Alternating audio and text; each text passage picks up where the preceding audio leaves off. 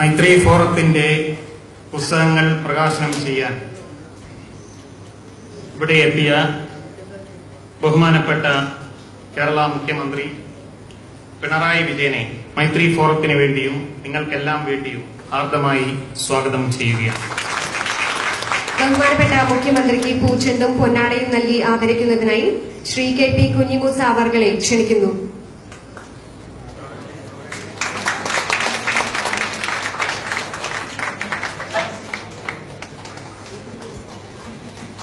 ശ്രീ തോട്ടത്തിൽ രവീന്ദ്രൻ മൈത്രിയുടെ സംസ്ഥാപനം മുതൽ അതിന്റെ വഴികാട്ടിയാണ്. സ്നേഹപൂർവ്വം സ്വാഗതം നൽകുകയാണ്. അതുപോലെ മൈത്രി ഫോറത്തിന്റെ ഓരോ കുതിപ്പിലും സുപ്രധാന പങ്കുവഹിച്ച പുരുഷൻ കടകണ്ടി MLA സ്വാഗതം ചെയ്യുകയാണ്. അതുപോലെ ജില്ലാ പഞ്ചായത്ത് പ്രസിഡന്റ് ബഹുമാനപ്പെട്ട ബാബു പറശ്ശേരി NPS ശ്രീധരൻ മുഖേന മൈത്രിയുമായി ബന്ധപ്പെട്ട ബഹുമുഖ പ്രതിഭയാണ്. അദ്ദേഹത്തെ ആദരപൂർവ്വം സ്വാഗതം നൽകുകയാണ്. പ്രവാചക വൈദ്യം എന്ന പുസ്തകത്തിലൂടെ മൈത്രിയുടെ കീർത്തി പരത്തിയ ഡോക്ടർ S. അക്ബർ കോസറിനും അദ്ദേഹത്തിന്റെ രചനകൾ മലയാളത്തിലേക്ക് വിവർത്തനം ചെയ്ത പ്രൊഫസർ AP സുബൈറിനും സ്വാഗതം പറയുകയാണ്. വാണിയമ്പാടിയിൽ നിന്നും സകുടുംബം എത്തിയ ഡോക്ടറെ ആദരപൂർവ്വം സ്വാഗതം ചെയ്യുകയാണ്. വ്യവസായ പ്രമുഖനായ PK അഹമ്മദ് സാഹിബ് ഇവിടെ എത്തിയിട്ടില്ല. അദ്ദേഹം മൈത്രിയുടെ അഭ്യുദയകാംക്ഷിയും കൂടിയാണ്. അദ്ദേഹം ഉടനെ എത്തുമെന്ന് പ്രതീക്ഷിക്കുന്നു. മൈത്രി ഫോറത്തിന്റെ ബിബ്ലിയോ തെറാപ്പി വിജയത്തിലെത്തിച്ച എഴുത്തുകാരനും പ്രഭാഷകനുമായ PR നാഥനെ സ്വാഗതം ചെയ്യുകയാണ്. മുൻമന്ത്രി EK ഇണ്ടിച്ചിബാവയുടെ ഭാര്യാ സഹോദരി പുത്രനും ബിഷപ്വരനും എഴുത്തുകാരനും ഗായകനും മൈത്രി ഫോറത്തിന്റെ പുരോഗതിയിൽ എന്നും തൽപരനുമായ ഡോക്ടർ TP മഹറൂഫ് രാജ് അദ്ദേഹത്തെ സ്നേഹപൂർവ്വം സ്വാഗതം ചെയ്യുകയാണ്. മൈത്രി ഫോറത്തിന്റെ പരിപാടികളിൽ ഒന്നൊഴിയാതെ പങ്കെടുക്കുകയും ആശീർവദിക്കുകയും ചെയ്യാറുള്ള അഡ്വക്കേറ്റ് PS ശ്രീധരൻ പിള്ളയെ ഹാർദവുമായി സ്വാഗതം ചെയ്യുന്നു. Calicut press club president Kamal Baradoor Maithri ഫോറത്തിന്റെ കുടുംബാംഗം എന്ന നിലയിലാണ് ഇതുവരെ പ്രവർത്തിച്ചത്.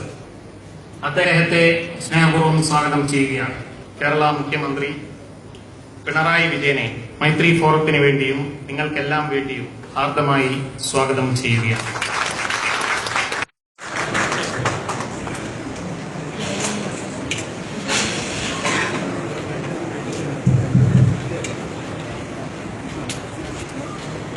സഹോദരി സഹോദരന്മാർ,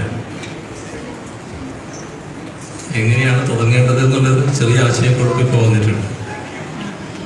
എന്നാലും നമ്മുടെ പുസ്തക പ്രകാശന ചടങ്ങാണല്ലോ. പത്രപ്രവർത്തകനും എഴുത്തുകാരനുമാണ് ശ്രീ KP കുഞ്ഞിമൂസ എന്ന് നമുക്കെല്ലാവർക്കും അറിയാം. അദ്ദേഹത്തിൻ്റെ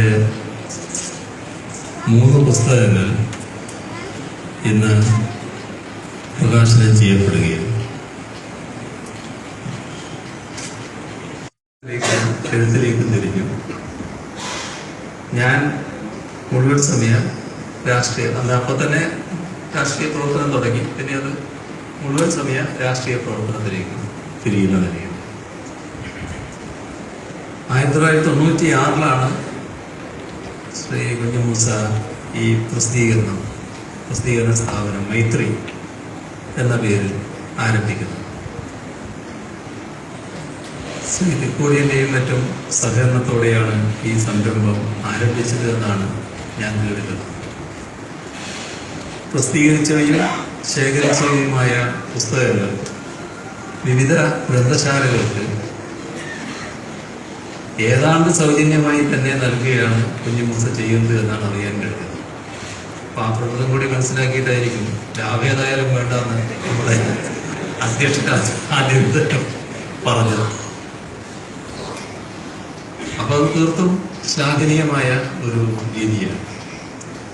കുഞ്ഞിമൂസയുടെ ജീവിതത്തിന്റെ ഒരു പ്രത്യേകത, അദ്ദേഹം അക്ഷരങ്ങളെ സ്നേഹിച്ച ഒരു ജീവിതമാണ് ഇതേവരെ നയിച്ചിട്ടുള്ളത് എന്നതാണ്.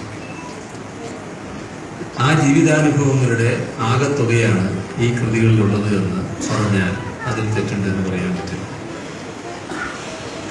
പുതിയ തലമുറക്ക് അപരിചിതമായ ക്ലേശങ്ങളിലൂടെ പത്രപ്രവർത്തനം മുന്നോട്ട് കൊണ്ടുപോയ പഴയ തലമുറയുടെ പ്രതിനിധിയാണ് കുഞ്ഞിമൂസ. അദ്ദേഹത്തോടൊപ്പമുള്ളവർ നയിച്ച പത്രപ്രവർത്തന ജീവിതത്തെക്കുറിച്ച് അറിയുന്നത് പുതിയ തലമുറക്ക് ഏത് രീതിയിലും ഗുണകരമാണ്. കഴിഞ്ഞ 20 കൊല്ലത്തിനിടയിൽ 40 പുസ്തകങ്ങളാണ് മൈത്രി പ്രസിദ്ധീകരിച്ചിട്ടുള്ളത്. 20ാം വാർഷികത്തോടനുബന്ധിച്ച് നേരത്തെ പ്രസിദ്ധീകരിച്ചവയുടെ പുനഃപ്രസിദ്ധീകരണവും പുതിയ പുസ്തകങ്ങളുടെ പ്രസിദ്ധീകരണവുമാണ് ഉദ്ദേശിക്കുന്നത്. അതിൻ്റെ ഭാഗമായി ഇന്ന് പ്രകാശനം ചെയ്യുന്ന 3 പുസ്തകങ്ങൾ വായനക്കാര്